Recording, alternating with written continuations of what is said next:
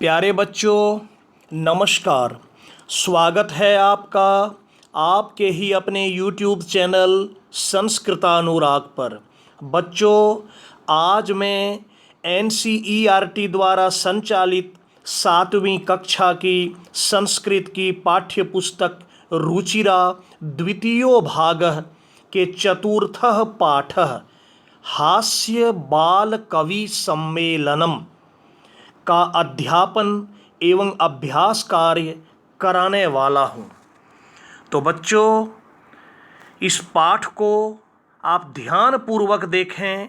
मैं बिल्कुल सरल तरीके से इस पाठ का अध्यापन कराऊंगा ताकि कमज़ोर विद्यार्थी भी इससे लाभान्वित होकर अपनी परीक्षाओं में अच्छे अंक प्राप्त कर सकें।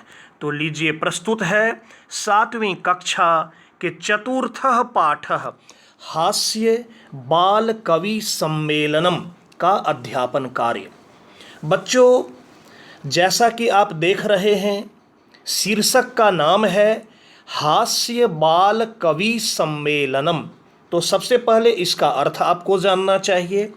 हास्य मतलब हंसी, बाल कवि सम्मेलनम। बाल कवि कैसा कवि? जो बच्चा कवि। यहाँ कवि कौन है? बच्चा है। उसका सम्मेलनम, बाल कवि का सम्मेलनम, और वो भी क्या? हास्य। अर्थात इस पाठ में हास्य और विनोद आपको देखने को मिलेगा। काफ़ी इंटरेस्टिंग है, आपको काफ़ी आनंद आएगा। ध्यानपूर्वक आप इस पाठ को देखें, सुने एवं समझें। देखिए, विविध वेशभूषाधारिणः चत्वारः बालकवयः मंचस्य उपरि उपविष्टाः सन्ति।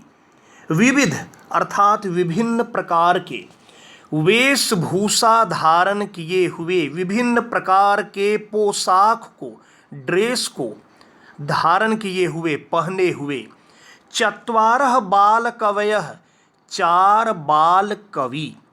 मंचस्य उपरि, मंच कहते हैं बच्चों स्टेज को, मंच के ऊपर उपविष्टाः सन्ति, बैठे हुए हैं। अधः, अधः का अर्थ है नीचे। श्रोतारः, श्रोतारः श्रोता, सुनने वाले, ऑडियंस भी कह सकते हैं। हास्य कविता श्रवणाय, हास्य कविता को सुनने के लिए उत्सुकाः सन्ति, उत्सुक हैं, इच्छुक हैं। कोलाहलम च कुर्वन्ति, और वे लोग कोलाहल करते हैं, शोर करते हैं, हल्ला करते हैं। देख रहे हैं आप चित्र में, मंच पर बाल कवि बैठे हुए हैं, नीचे श्रोता लोग हैं। संचालक, मंच का जो संचालक है, संचालन करने वाला, देखिए क्या कह रहा है। अलम कोलाहलेन, हल्ला मत कीजिए। अद्य परम हर्षस्य अवसरः, आज बहुत खुशी की बात है, बहुत खुशी का अवसर है, आज बहुत खुशी का मौका है। यत अस्मिन् कवि सम्मेलने, कि इस कवि सम्मेलन में काव्य हंतारः, मैं पहले ही बोला, यहाँ हंसी मजाक आपको देखने को मिलेगा। शब्द देखिए, काव्य हंतारः। काव्य हंतारः मतलब होता है काव्य को नष्ट करने वाला, काव्य की हत्या करने वाला। कालयापकाश्च, कालयापकाः कहते हैं समय को बर्बाद करने वाले। क्या क्या विशेषण दिया? पहला विशेषण कहा काव्य हंतारः, काव्य को नष्ट करने वाला या काव्य की हत्या करने वाले, और कालयापकाः, समय को बर्बाद करने वाले।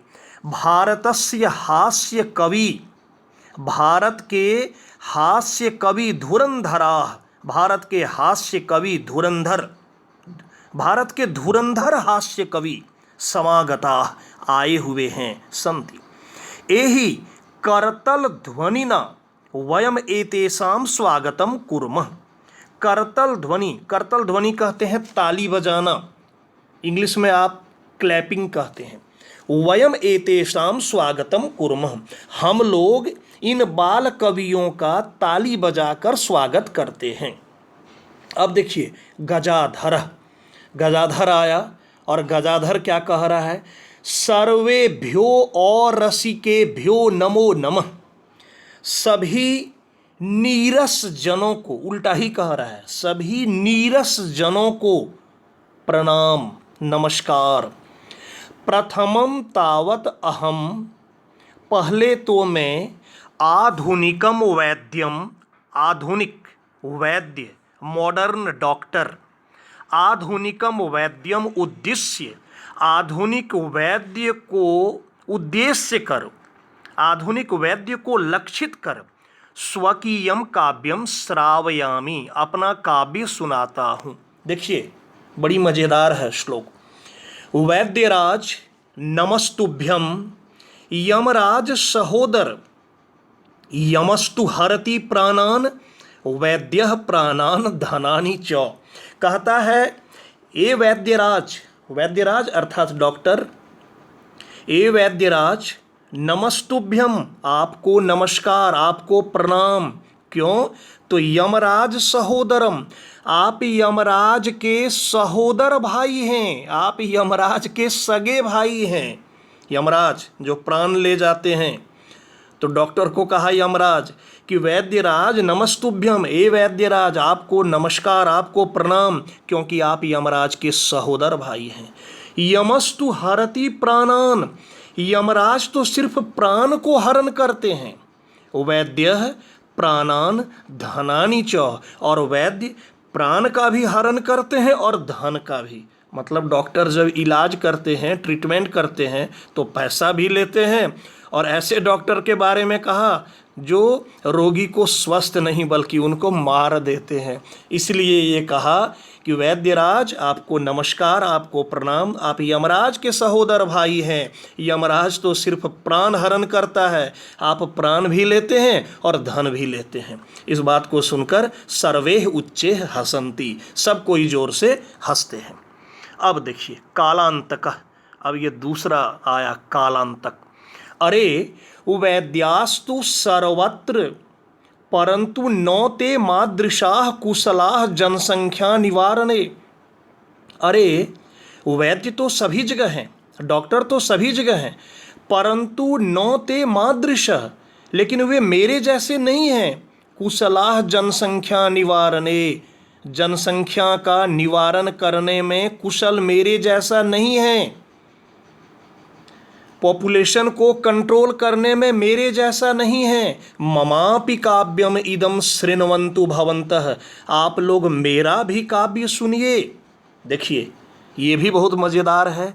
चितां प्रज्वलितां दृष्ट्वा वैद्यो विस्मय आगतः।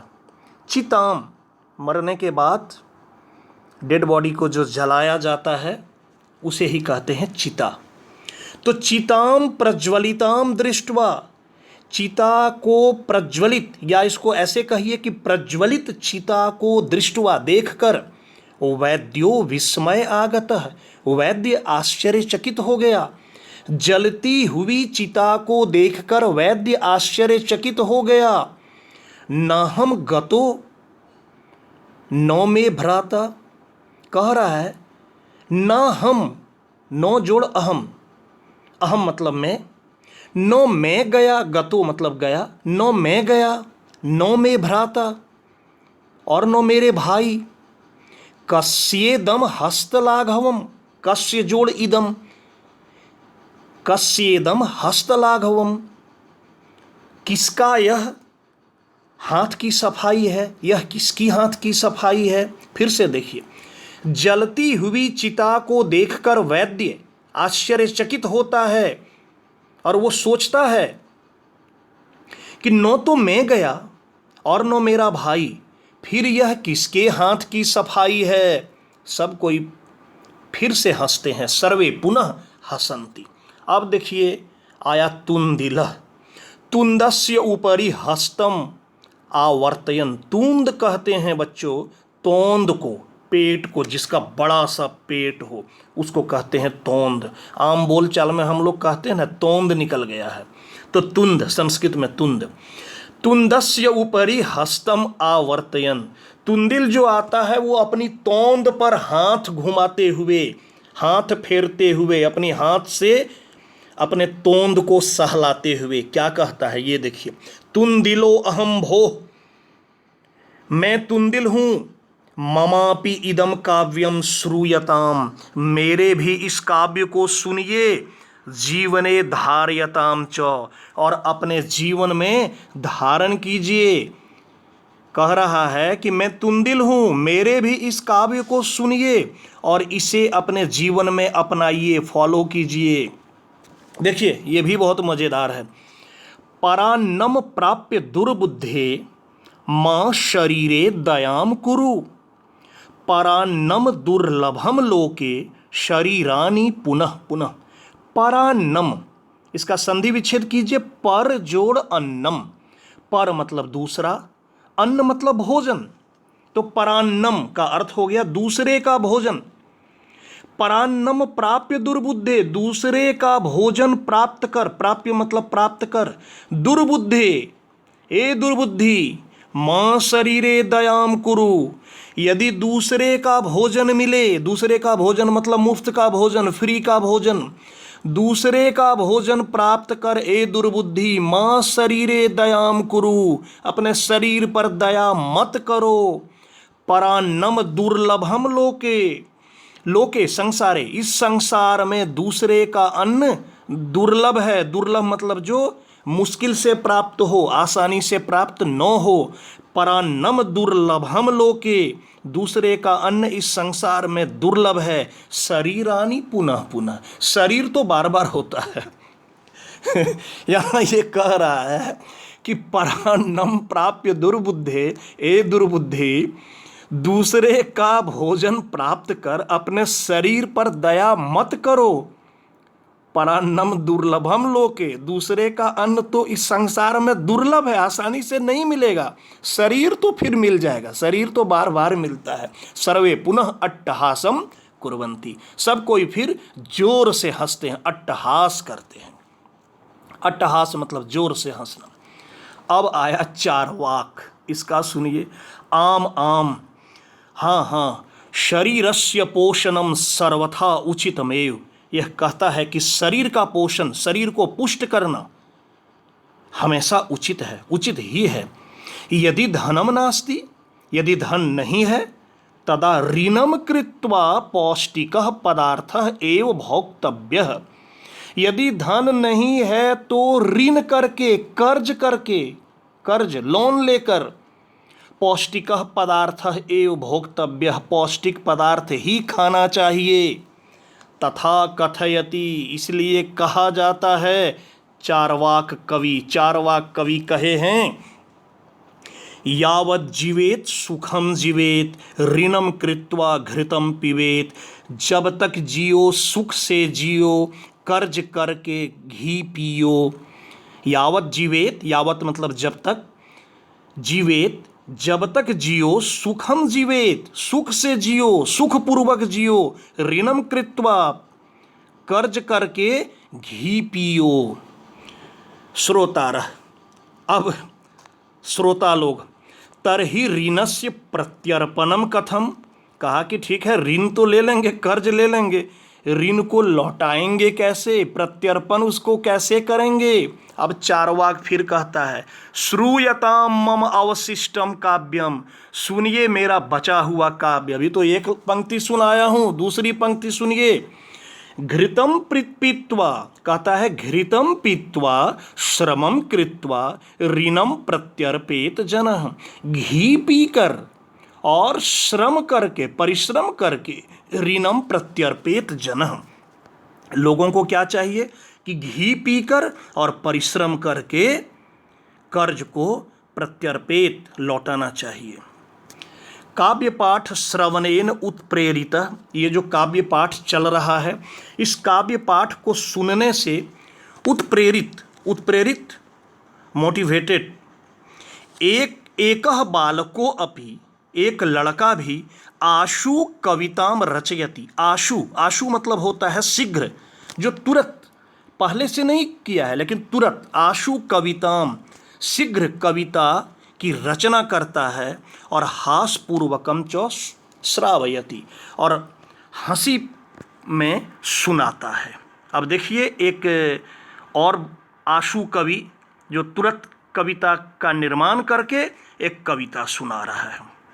वह बालक कहता है, श्रूयताम श्रूयताम भो, हे सुनिए सुनिए, ममापि काव्यम, मेरा भी काव्य सुनिए, गजाधरम कविम चैव तुंदिलम भोज्य लोलुपम। जो कवि था सबका नाम पर देखिए कविता बना दिया ये कि गजाधरम कविम चैव तुंदिलम भोज्य लोलुपम, कालांतकम तथा वैद्यम चारवाकम च नमाम्यहम।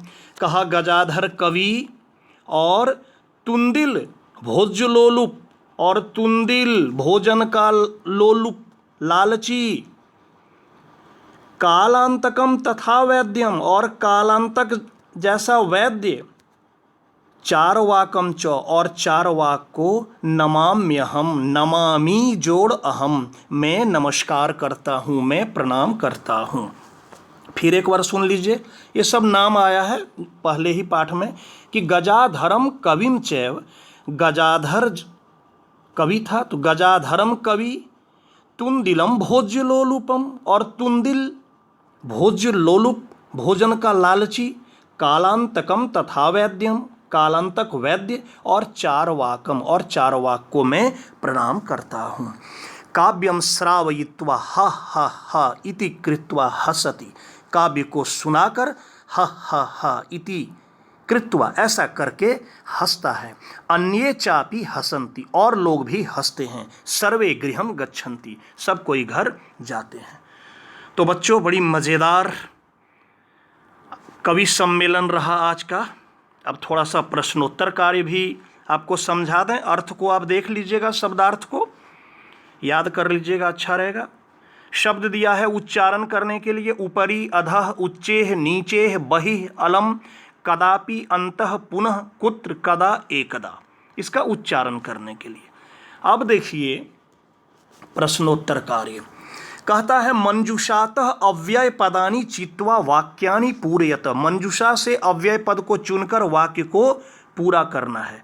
अव्यय पद है अलम, अलम का अर्थ होता है पर्याप्त या मनाही के अर्थ में होता है, कोई चीज़ मना करने के अर्थ में। अंतः मतलब भीतर, बहिः मतलब बाहर, अधः मतलब नीचे, ऊपरी मतलब ऊपर। अब देखिए पहला वृक्षस्य, यहाँ भरा जाएगा ऊपरी, खगाह वसंती। ख नंबर आइए, अलम विवादेन, यहाँ अलम भराएगा, अलम विवादेन, झगड़ा मत करो।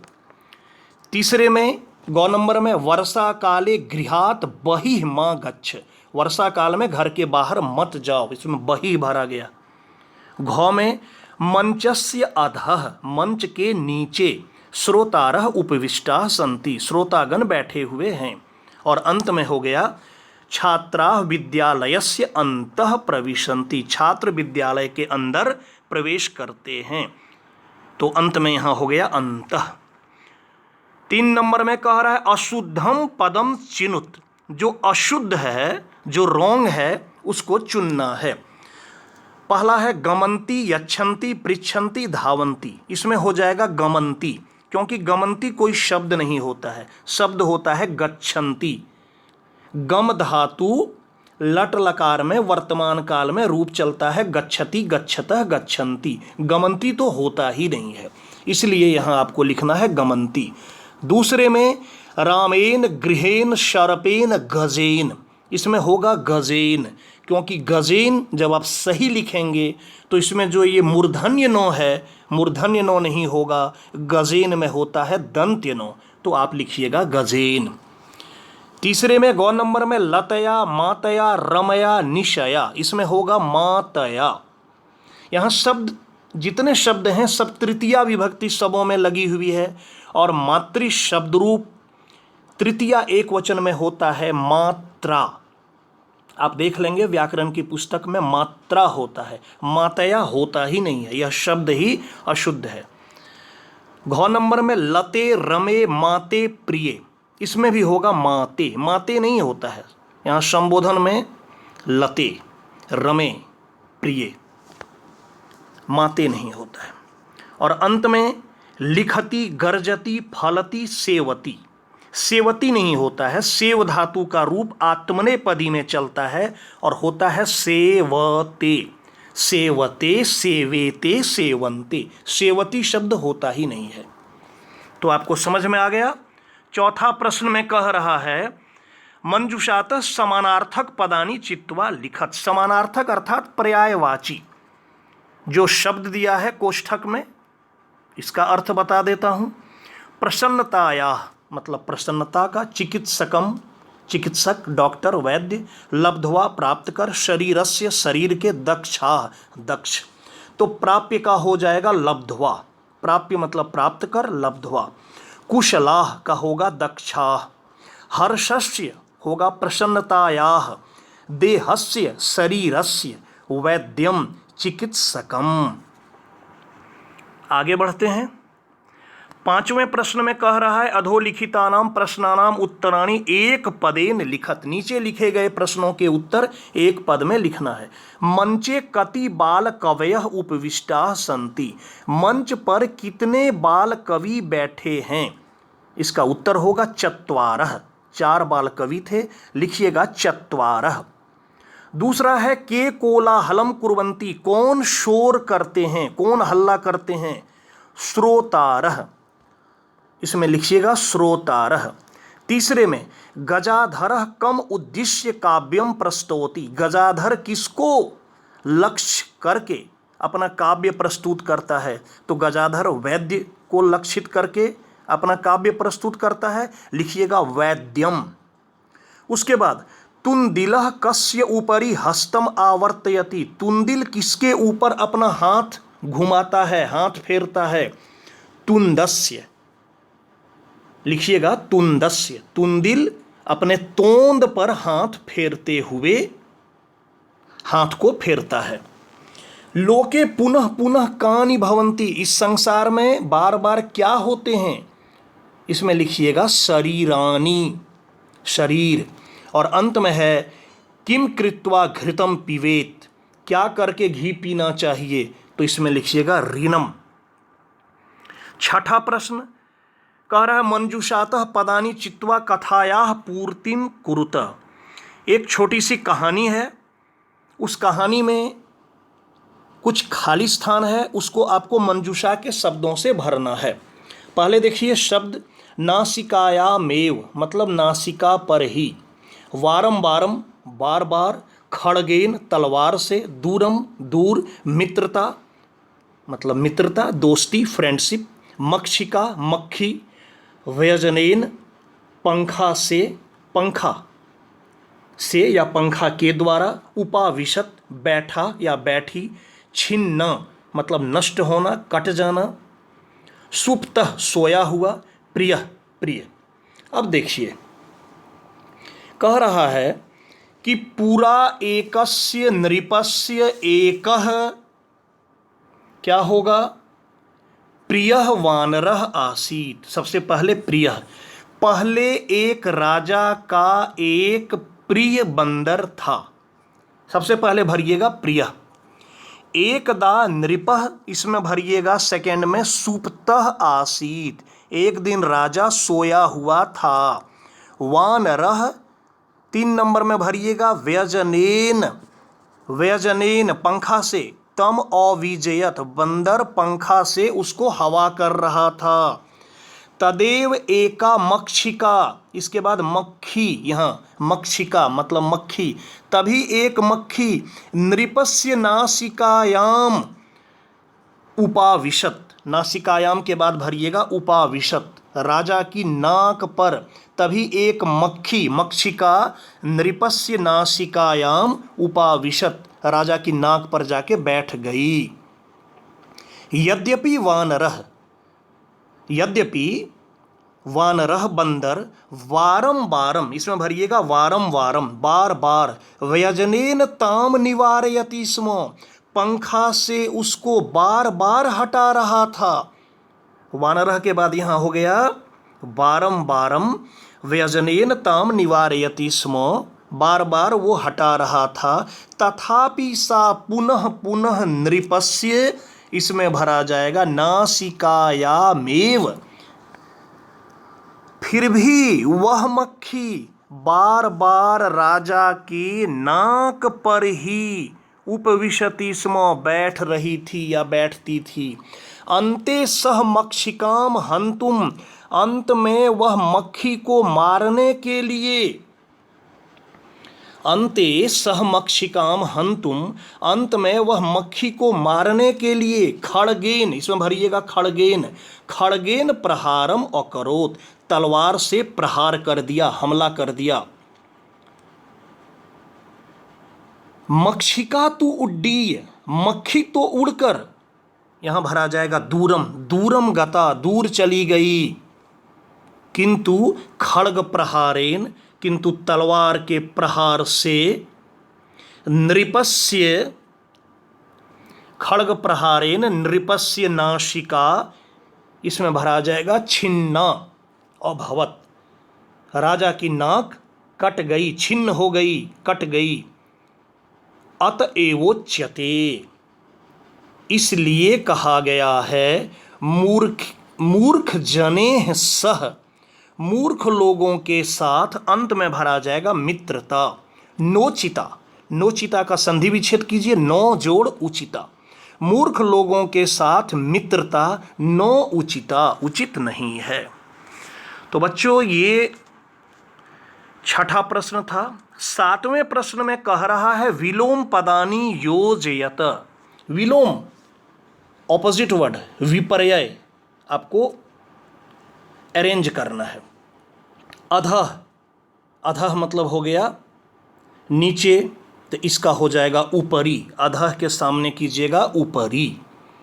उसके बाद अंतः, अंतः मतलब भीतर, हो जाएगा बहिः, बाहर। दुर्बुद्धि मतलब जिसको खराब बुद्धि हो, इसका हो जाएगा सुबुद्धे, सबसे लास्ट वाला। उच्चेः, ऊपर, इसका हो जाएगा नीचे। अंत में है दुर्लभम, जो कठिनाई से प्राप्त हो, मुश्किल से प्राप्त हो, इसका हो गया सुलभम, जो आसानी से प्राप्त हो। तो बच्चों ये था आज का पाठ, बड़ा ही मज़ेदार पाठ था। मैं उम्मीद करता हूँ आज आपको बहुत आनंद आया होगा, बहुत अच्छा लगा होगा आज के पाठ को सुनकर। तो प्यारे छात्रों, अगर आपको आज का मेरा यह वीडियो पसंद आया हो तो कृपया इसे आप लाइक, कमेंट एवं शेयर करके मुझे प्रोत्साहित करने का कार्य करें, ताकि आगे आपके लिए मैं और भी बेहतर एवं उपयोगी वीडियो बनाने का कार्य करता रहूं। साथ ही मेरे इस चैनल संस्कृतानुराग को यदि आप अब तक सब्सक्राइब नहीं किए हैं तो इसे आप अवश्य सब्सक्राइब कर लें एवं नोटिफिकेशन को भी ऑन कर लें, ताकि मेरे द्वारा इस चैनल पर अपलोड किए गए प्रत्येक वीडियो की सूचना सर्वप्रथम आपको प्राप्त हो सके। तो आज के लिए इतना ही। सबों को मेरी ओर से बहुत बहुत धन्यवाद।